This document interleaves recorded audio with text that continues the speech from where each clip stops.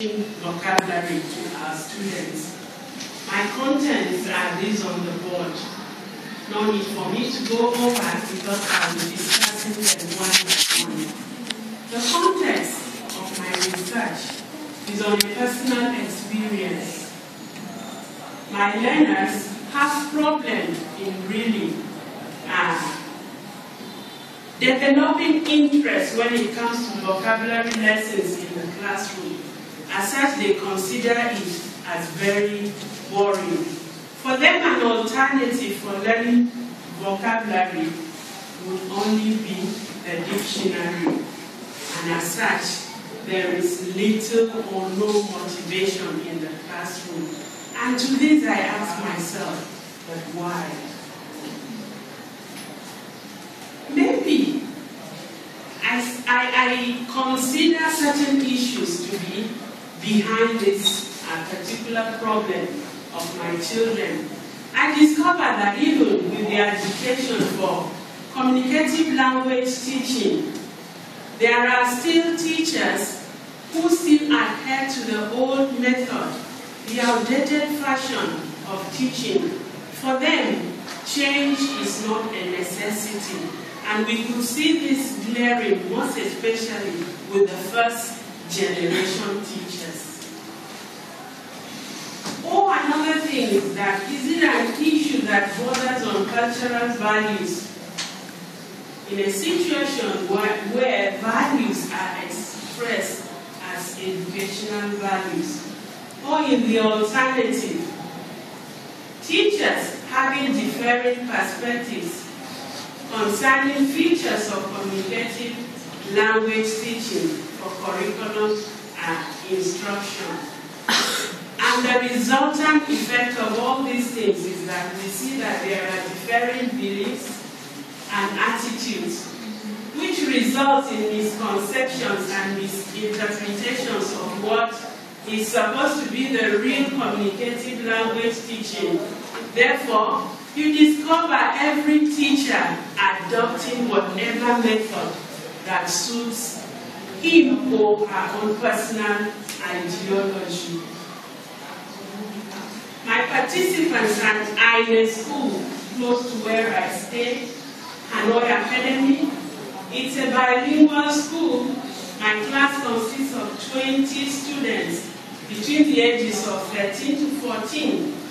And then they are exposed to only 1 hour of a lesson a week, mainly for general knowledge, to expose them, to enable them to have an education that they will use on a daily basis.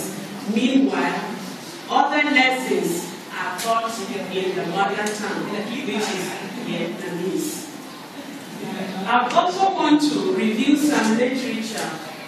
I want to look at the relevance of vocabulary, the educational gains and their types, and I want to look at the concepts of learning and learning styles. You'll all agree with me that vocabulary is really needed in the teaching of writing, listening, and even speaking. In a situation where you don't have it at all, it's a problem. And even when you have a little of it, it's also an issue. This, therefore, is the driving force for me to be able to carry out this research. According to Hatfield, again, is an activity with rules, a goal, and an element of fun. There are 3 basic issues in this definition. The fact that every game has rules. Secondly, it also has a goal. And then thirdly, there is an element of fun in every game that goes on. And then I try to look at types of educational games. I have matching games, puzzle, bingo, and then a particular one which I want to have depth, and I call it figure it out. By matching games, I mean a situation where words are given and then there are explanations to those words. And then students are expected to match them to related definitions. And then puzzle is a situation where I have a square, I have a big rectangle, and in between are various squares. And then letters, different letters. But in all these letters are hidden the words that I would expect my students to identify.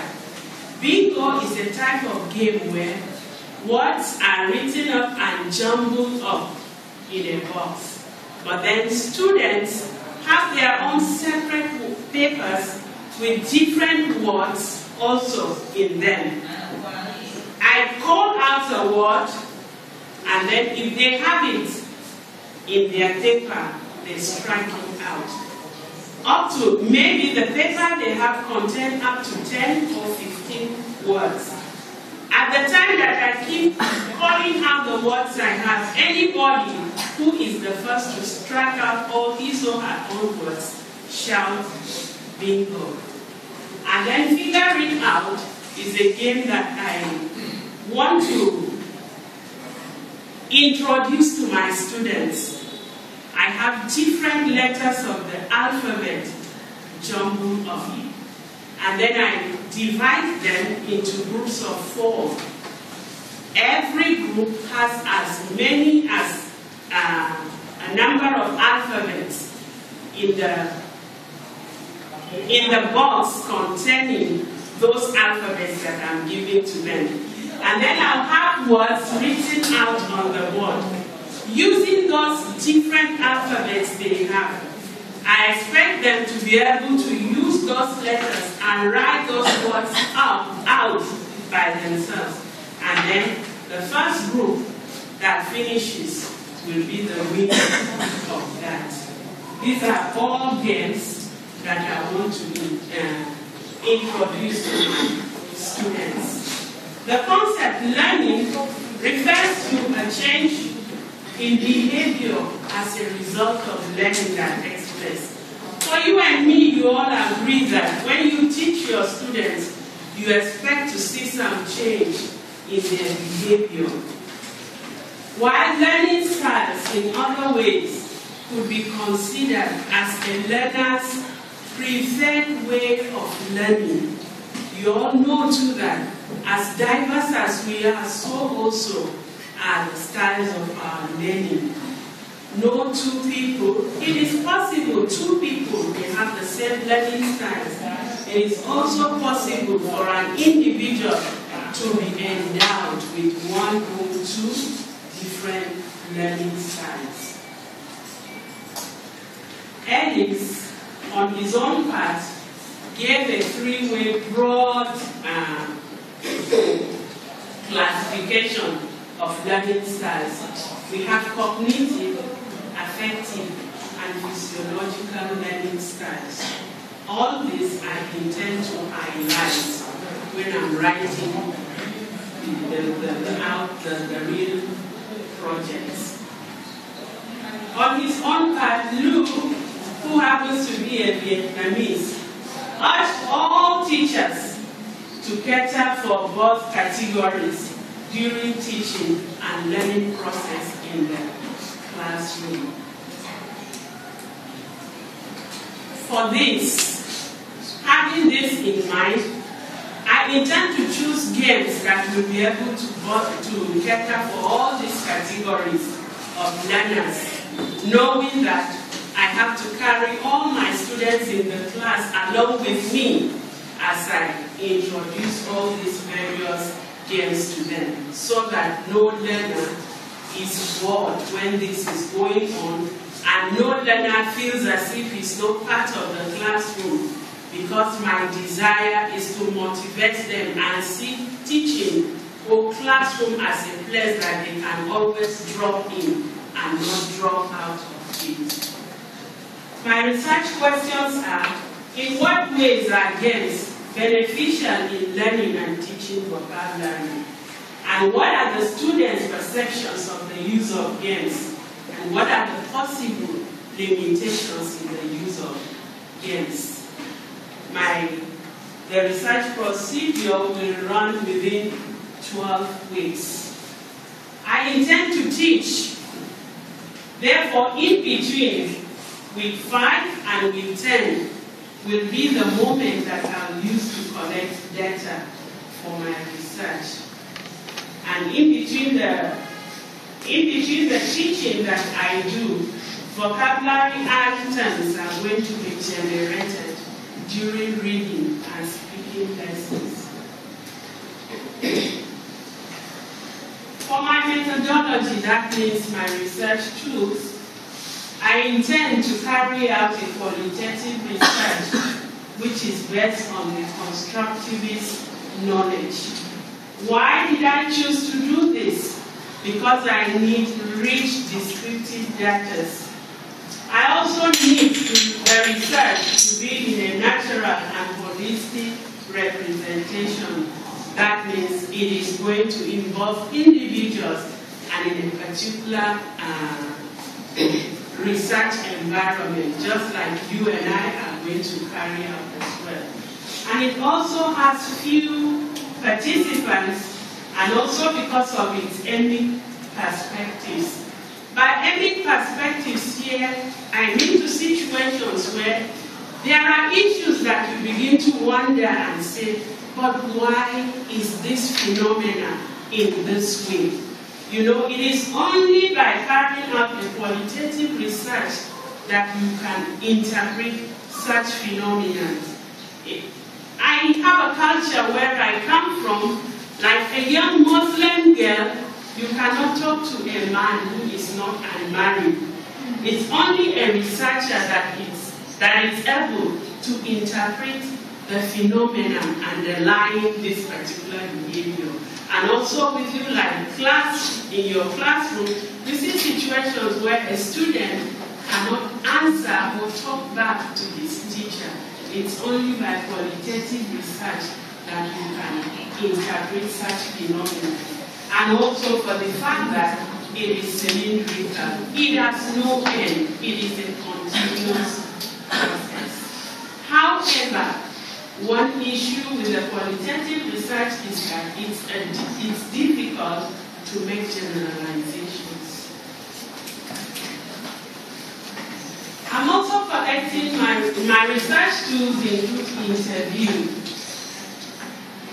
I intend to carry out an interview which is semi-structured, open-ended questions in a situation where I shall have face-to-face contact with my interview. I see this as a very excellent process of collecting data because it gives me an opportunity to move back and forth and eliciting qualitative response from respondents. Not only that, it gives me, as a result of the rich data that I get as a researcher, I need to be as transparent as possible to my respondents. I need to also reveal my intentions to them so that they can really open up to me. I shall also be conducting video recording for my observation. And I am doing this because it is best when it comes to situations where you need to collect information concerning attitudes and perspectives concerning issues. And as I collect this, and as I do this observation, I'll also be writing down my memos immediately after every observation and interview. To ensure triangulation, I intend to interview a fellow teacher who has also conducted or used games in his own teaching or carried out a research on using games. I am doing this for triangulation purpose because without this, there will be no trustworthiness of my research data. For analyzing my data, I am doing it based on the grounded theory, which was founded by Glasser and Strauss. Grounded theory is the only theory that helps me to analyze the data that I'm collecting. As I interview, as I observe, and as I also record, it is at the end of the day, I will end up having a lot of data. What I do is I write this data out. Writing it out becomes a text. And also, the writing out is the note-taking that I am doing. After this, I go into the process of coding. And as I'm coding, I will be doing a memo also. That I refer to as memoing. By writing memos, I refer to a situation where, as I am coding, you know that some thoughts might pop in my brain. Then I just write them aside on a different sheet of paper, which is not necessarily part of what I am reading in the text that I have collected. And as I read every line, because every line borders every word that I have written down related to my research also is very important. And as I read, I identify patterns. I identify also behavior changes, and I also look at consequences of what I have done. The next stage is selective coding, or I refer to it as focus coding. Or in other words, I call it sorting, where I begin to sort related issues that I have looked at in the first instance. This is done by comparison of all the data that I have collected, from my interview, from the observation as well. And I want to help you realize that I can only stop the coding process only when I have reached a saturation level, which is referred to as theoretical saturation. And then the next thing is to write all these things that I have gathered related in terms of concepts and the reflective, descriptive ideas that I have put together. Only then will I reach a theory pertaining to the data that I have all collected. Then I bring them out into themes reflecting the use of games in teaching vocabulary. Some ethical issues that I consider pedagogical tensions are: I obtain permission from the principal and parents because my learners are still minors as far as I'm concerned. And then I need to ensure that all participants trust in the issue of confidentiality and transparency. And possibly some of the games might be difficult for the learners. And then there's the issue of having to do some translations since it is a bilingual school. On the aspect of evaluating my teaching and assessing using games to teach vocabulary, I also told you or mentioned that these games are guided by some rules. The essence of having these rules to guide is an extension of what is obtained in the real world. In the real world, we also have rules that are expected to govern behavior, just as rules in the classroom. If a player breaks one of the rules that is guiding the games, automatically there are no points for that player. In the same way, when there are traffic lights and you jam the traffic light and pass, you know too that there are consequences, except if you pull by the side and call the policeman and push something in his hand, then you go scot-free. Otherwise, there is an extension of what happens in the classroom into the real world. Thank you very much. Thank you.